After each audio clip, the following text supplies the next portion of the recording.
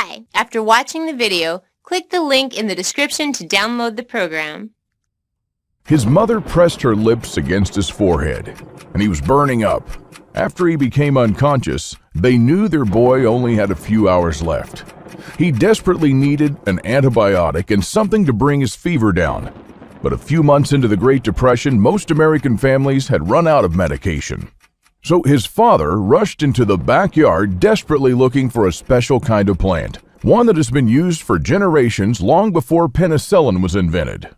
Today, nobody knows about this lost skill, but I'm sure you'll recognize the plant because it's spread all over America and Canada. If tomorrow all the pharmacies ran dry and you didn't have any other way to fight an infection, knowing this one plant would be a godsend, and I'll tell you more about it in just a moment. But first, let me tell you why I'm even talking to you here today. That little boy was my father. If my grandfather hadn't known about this special plant, the infection would have surely claimed his son's life that very night. He made a tea from the plant. Then he cut the inner bark of a willow tree and made an infusion out of it. If you ever get a high fever, inflammation, or any kind of pain, just try it. It acts like a very powerful aspirin with enhanced pain-killing effects. In fact, the most important ingredient in aspirin is called salicylic acid, and it comes from the Latin word for willow tree, or salix. Now, you wouldn't think it, but our forefathers knew that you can also use it to preserve your canned goods from toxic bacteria. In just 30 minutes, my grandfather's combined remedies brought the hellish fever down to 100, and in one short week, the infection was gone. His healing wisdom saved not only my father's life, but countless others as well over the next few decades. And today I'm going to share with you this lost knowledge of medicinal plants and remedies.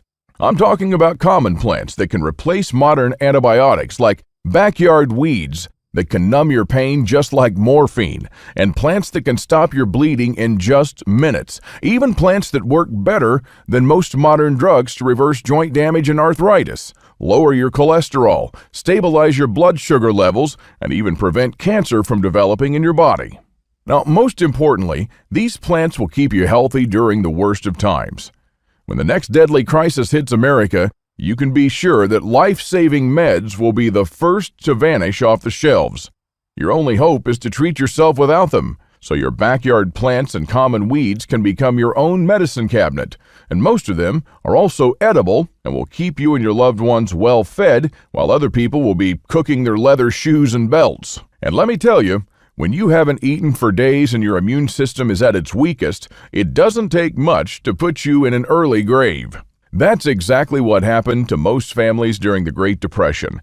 When it wasn't food shortages that claimed the most lives like you might expect, it was disease.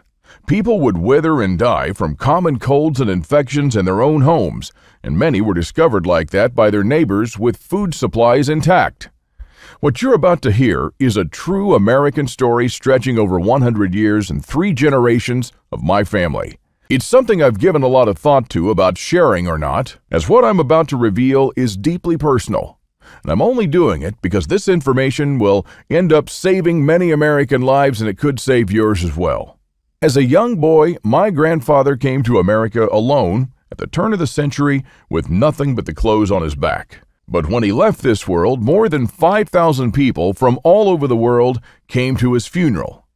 Our small town of Springfield didn't have enough hotels to accommodate them, so everybody offered a place to stay. And while I didn't know most of them, they all knew my grandfather. And believe it or not, you know my grandfather too. You know him because you know his generation, the greatest generation. If you knew one of them, you knew all of them. It was a generation shaped by hardships and turmoil that others after them would never face again. It was a generation that had to mature fast in order to survive the Great Depression and then fight in World War II. They were willing to serve and sacrifice for the greater good. Growing up on his ranch, he would sit me down on his lap and tell me about the hard times he faced when he was my age. My grandfather became an orphan when he was just 7 years old. He was saved by a Native American woman.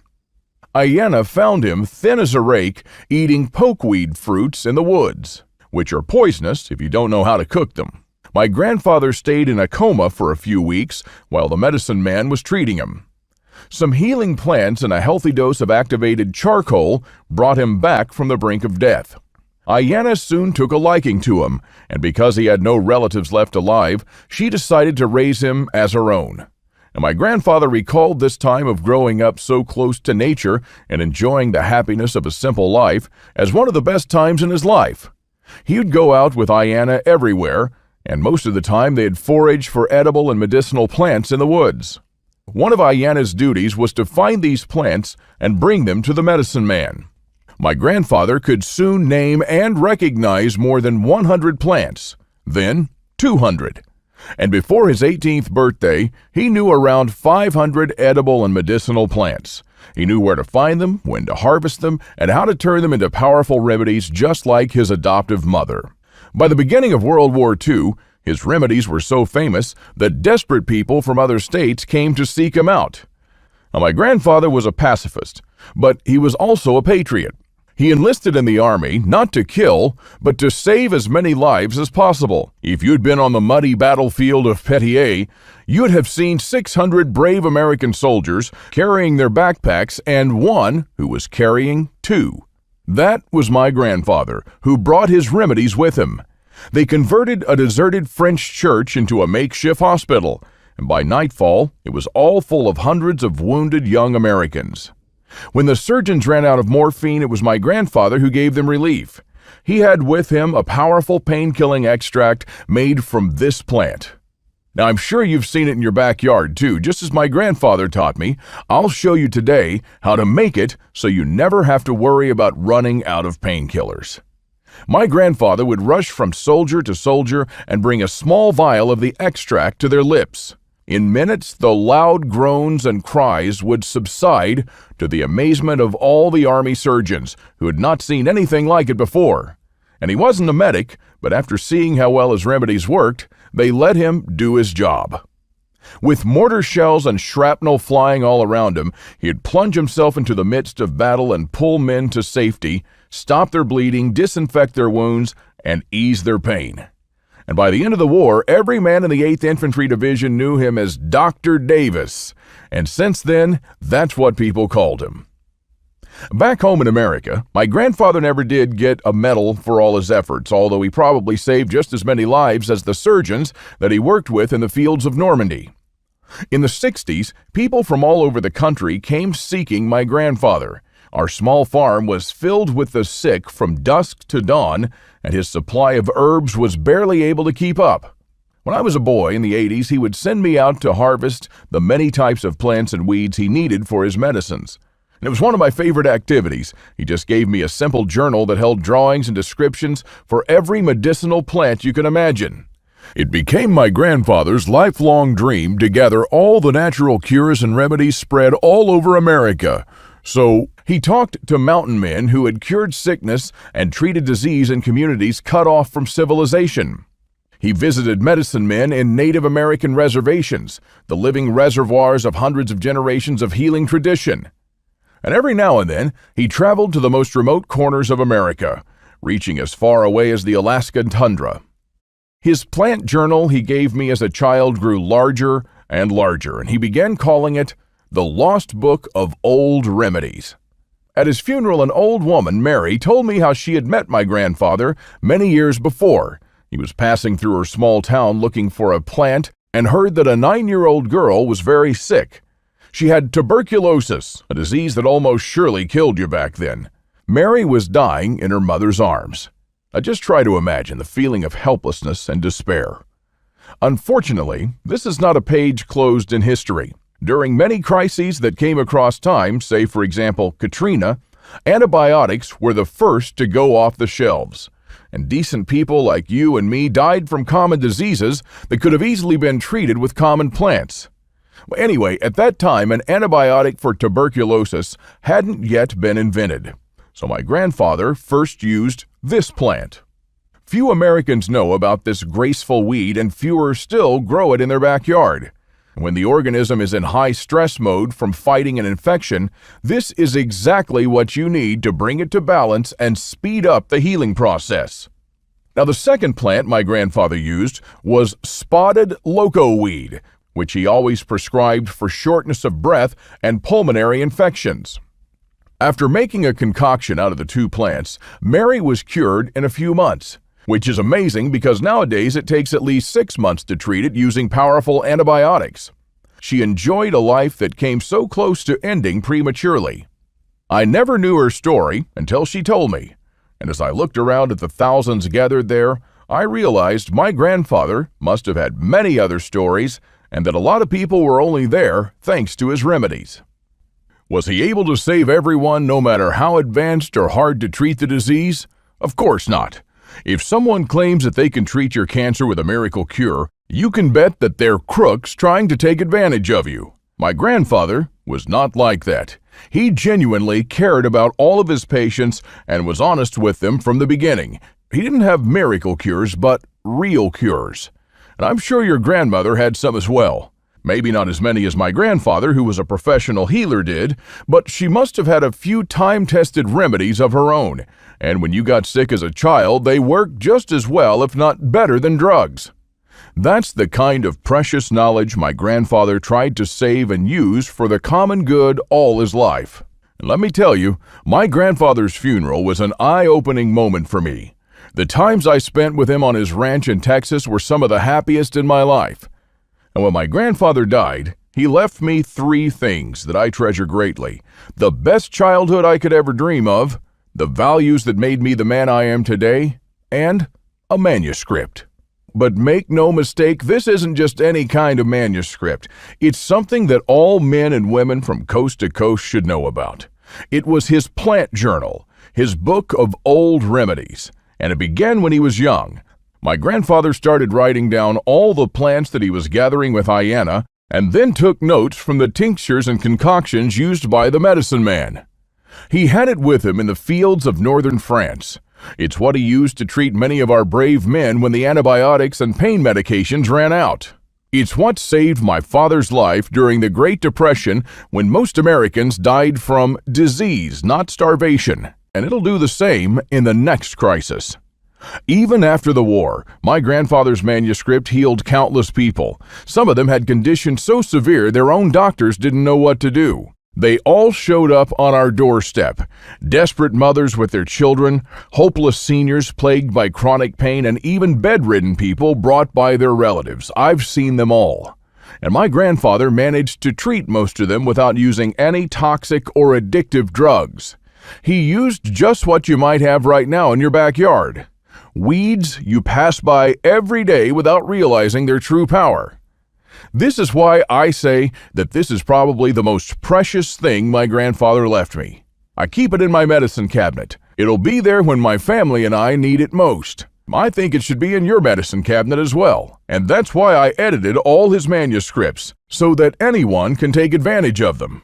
Instead of his drawings, I added real color pictures of the plants so that you can easily identify them. I also replaced his handwriting. At times it was difficult to understand, probably because some of his notes were written in the field and even in the midst of battle. But other than this, I left the information untouched. His manuscripts had stains of American blood from World War II, and I printed those too, exactly as I found them. After months of work and spending a great deal of time and money, I had it published. It's called exactly what my grandfather would have wanted: The Lost Book of Remedies. And here's just a glimpse of what you'll find in it. In the first part of my grandfather's The Lost Book of Remedies, you'll find pictures with all the healing plants in North America. For each plant, you'll also learn the little things you need to look for in order to be 100% sure that you've got the right plant and not a look-alike. This part goes extremely in-depth so people with no plant knowledge can use it to its full potential. I gathered medicinal plants for my grandpa when I was just 12, and if I did it back then, be sure you can do it now. With hundreds of healing plants, I knew I had to find a way for people to quickly pinpoint the one they need. So I first grouped them by type and location. And if you're at home, just open the Backyard Weeds chapter to find out what medicines you're growing around your house without even realizing it. For example, I'm sure you've already seen at least one of these so-called useless weeds. Well, my grandfather turned it into the powerful pain-killing extract that he used in World War II. Now, I hope you've never seen a grown man or woman crying in your arms in excruciating pain. So, how would you feel to be the only one from your group or town who can offer relief when people need it most? Now, remember the plant that my grandfather turned into an antibiotic that saved my father's life?